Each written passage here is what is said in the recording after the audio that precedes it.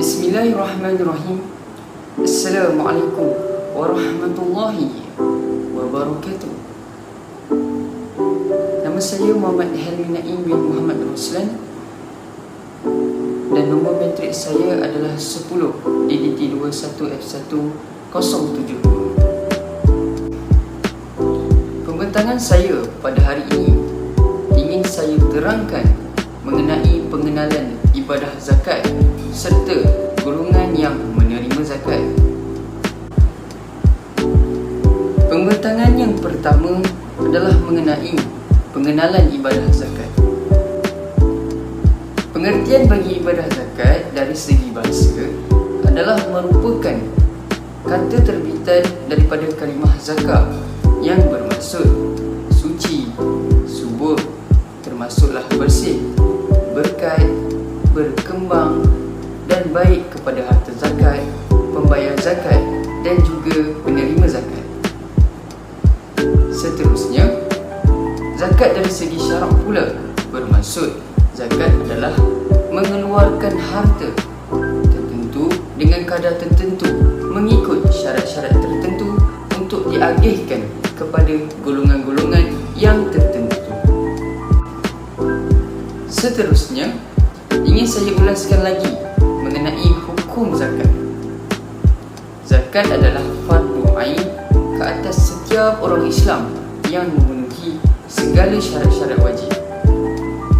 Oleh itu, seseorang Muslim yang mengingkari kefarduan zakat boleh mengakibatkan murtad, manakala individu Muslim yang meninggalkan zakat tanpa mengingkari kewajipannya adalah berdosa besar. Adalah menjadi tanggungjawab pemerintah untuk menguruskan kutipan dan agihan zakat ini. Seterusnya, saya ingin mengulaskan hikmah yang disyariatkan untuk berzakat. Zakat adalah satu daripada rukun Islam yang kelima. Antara hikmah dan tujuan Allah SWT mensyariatkan zakat ialah yang pertama, mengagihkan sebahagian kecil kekayaan daripada golongan yang berada kepada golongan yang kurang berada. Seterusnya, yang kedua pula adalah membersihkan diri dari pembayar zakat. Yang ketiga pula, membersihkan dan menyuburkan harta pembayar zakat.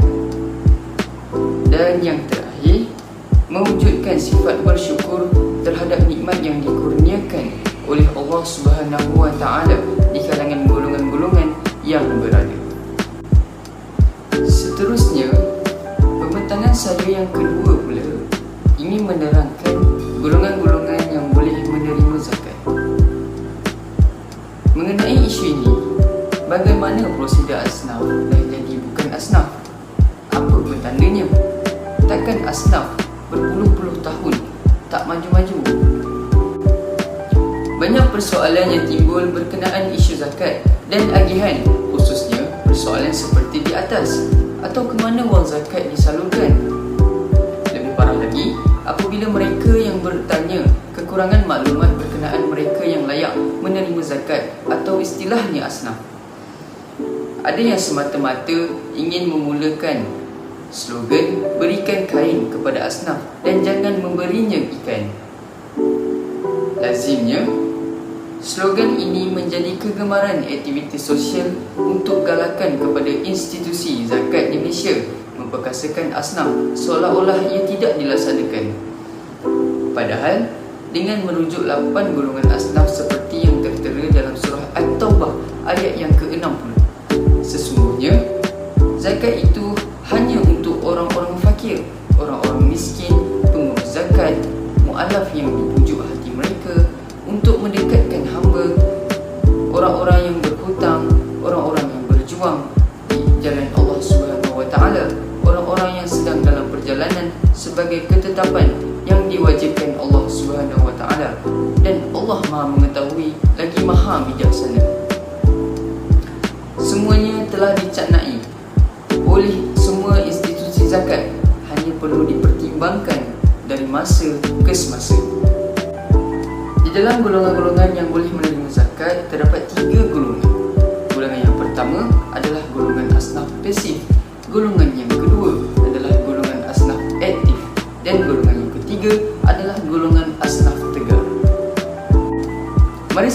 menerangkan lebih lanjut mengenai setiap asnaf tersebut. Yang pertama, asnaf pasif. Adakah anda tahu apakah itu asnaf pasif? Asnaf pasif ini lazimnya mereka ini rata-rata adalah golongan yang berumur dan mengalami keuzuran sama ada sakit tua atau kecacatan kekal ekoran kemalangan dan sebagainya. Mereka ini selama-lamanya perlu dibantu. Dalam perkara ini tidak ada istilah berikan kail bukan ikan. Mana mungkin asnaf yang berumur serta uzur tua diberikan kail? Seterusnya, asnaf aktif. Asnaf aktif ini pula, mereka ini ialah golongan yang memerlukan bantuan dalam keadaan yang terdesak, seperti memerlukan modal perniagaan atau mencukupkan modal mereka untuk memulakan perniagaan. Kepada mereka memang perlu diberikan bantuan, kail dan bukan ikan, atau dalam setengah keadaan mungkin kedua-duanya, kail dan juga ikan. Jumlah bantuan yang tepat untuk the right person in the right situation, sesuai dengan individu dan keadaan, akan merangsang penerima bersikap malu mata terhadap institusi zakat yang membiayai wang. Dan golongan yang terakhir adalah golongan asnaf tegar. Golongan asnaf tegar ini antara yang perlu diberi bantuan berdasarkan keadaan mereka, seperti mualaf yang kehilangan segala-galanya. Mereka perlu diberikan bantuan secara lebih berterusan dan sistematik. Asnaf ini perlu diberi perhatian khusus dan mereka berkemungkinan juga tergabung dalam kedua-dua asnaf yang disebutkan pada awal tadi, iaitu pasif dan juga aktif. Seterusnya, ingin saya selitkan sedikit hadis yang diriwayatkan oleh Bukhari dan Muslim. Rasulullah SAW bersabda yang bermaksud, sesungguhnya sedekah zakat itu tidak layak untuk Muhammad SAW dan juga kepada kaum keluarga Muhammad SAW.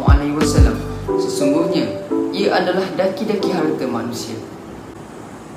Hadis ini adalah antara yang menunjukkan kemuliaan keluarga Nabi Muhammad SAW yang tidak menerima zakat, tetapi menerima hadiah, iaitu hibah atau pemberian. Dalam konteks masa, hadis ini sangat relevan dan menjadi keperluan kepada semua kategori asnaf untuk menyedari bahawa apabila mereka menerima wang zakat, mereka perlu membelanjakannya dengan penuh berhimah. Jika si kaya diancam dengan timbunan harta yang tidak dizakatkan, para asnaf juga perlu berasa terancam jika penerimaan wang zakat oleh mereka disalahgunakan. Isu prosedur asnaf ini juga menjadi bukan asnaf apabila ia mengetahui dan mempunyai kesedaran bahawa wang zakat adalah sebenarnya wang daki. Sekian itu sahaja daripada saya, dan tidak lupa juga sebentar lagi rakan-rakan saya akan menerangkan dengan lebih lanjut, iaitu mampukah pemberian zakat membantu meningkatkan atau merubah taraf kehidupan golongan-golongan asnaf tersebut. Sekian itu sahaja daripada saya. Sekian, wabillahi taufiq wa hidayah. Wassalamualaikum warahmatullahi wabarakatuh. Assalamualaikum warahmatullahi wabarakatuh. Nama saya Muhammad Haris Hakimi bin Basir. Nombor matrik saya ialah 10 UDT 21F1086. Tajuk saya ialah faktor atau sebab zakat dapat meningkatkan taraf hidup golongan orang asnaf. Faktor yang pertama ialah dapat meringankan beban keuangan. Zakat dapat mengurangkan beban keuangan kepada golongan asnaf. Contohnya meringankan bebanan untuk kos sara hidup seharian di mana generasi sekarang ada barang yang terlampau tinggi. Seterusnya beban keuangan untuk golongan asnaf ini berkurang yang mahu membuat perniagaan yang baru secara kecil-kecilan. Bantuan keuangan untuk kos perubatan COVID-19 yang berlaku baru-baru ini dapat meningkatkan taraf hidup orang asnaf. Faktor yang seterusnya ialah mendapat kehidupan yang selesa. Orang asnaf juga berhak untuk mendapat kehidupan yang selesa, seperti mendapat bantuan pakaian untuk hari raya yang berkualiti. Selain itu, bantuan katil dan selimut membantu golongan asnaf ini mendapat kehidupan yang selesa.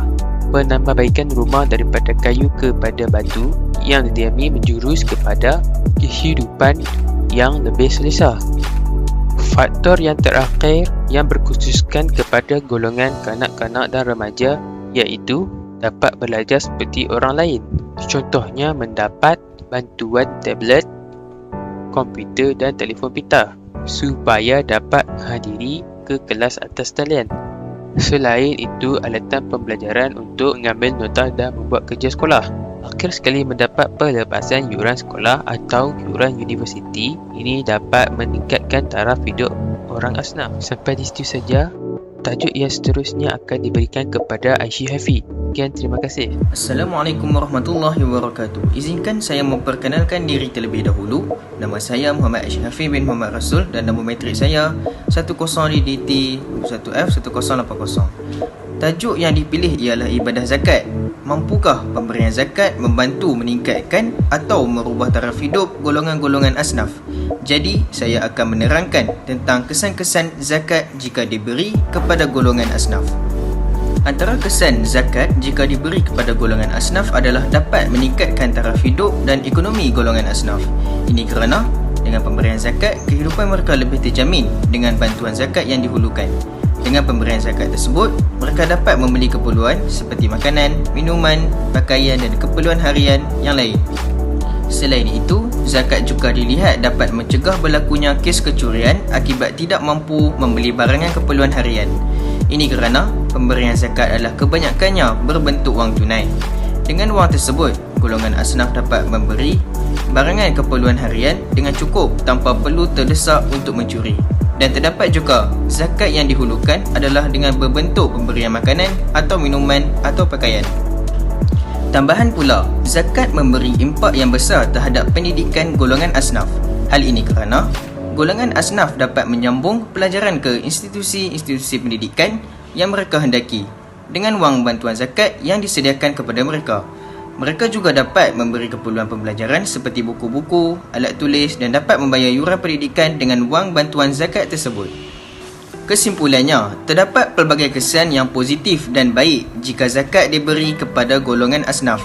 Oleh itu, kita wajiblah mengeluarkan zakat fitrah maupun zakat harta kerana zakat adalah ibadah yang wajib ditunaikan dan merupakan salah satu dari rukun Islam.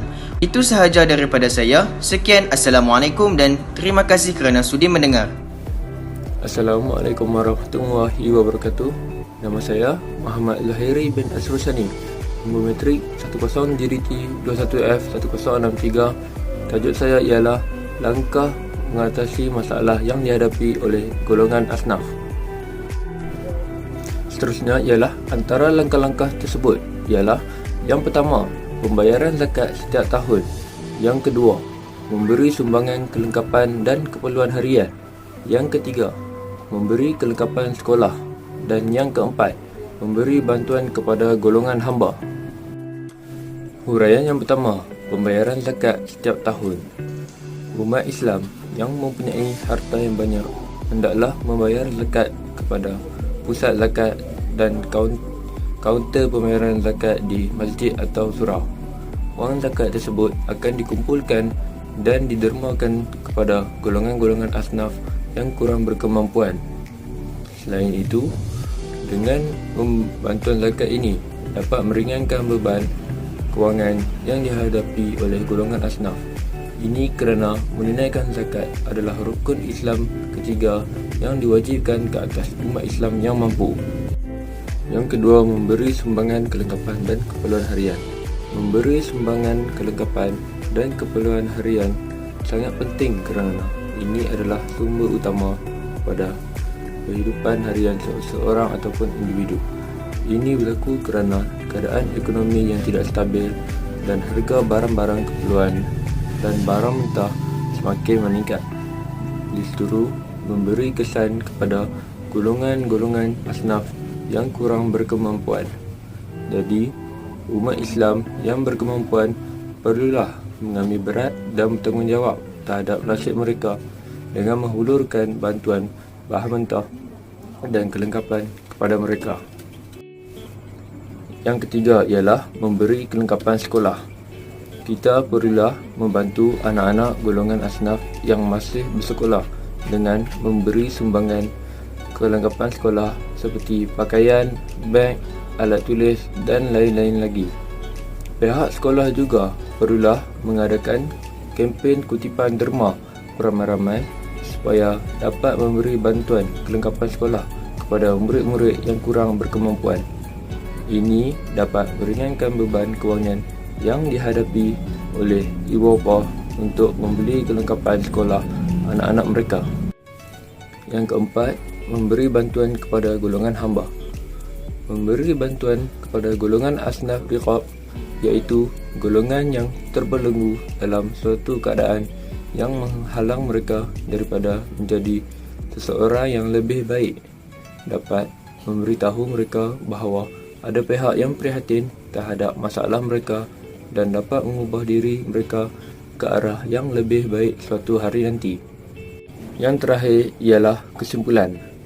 Kesimpulannya, pemberian zakat mampu membantu dan mengubah taraf hidup golongan-golongan asnaf. Oleh itu, kita sebagai umat Islam hendaklah mengeluarkan zakat supaya dapat membantu meringankan beban dan mengubah nasib golongan asnaf ke arah yang lebih baik. Itu saja penerangan daripada saya dan ahli kumpulan saya. Sekian, terima kasih.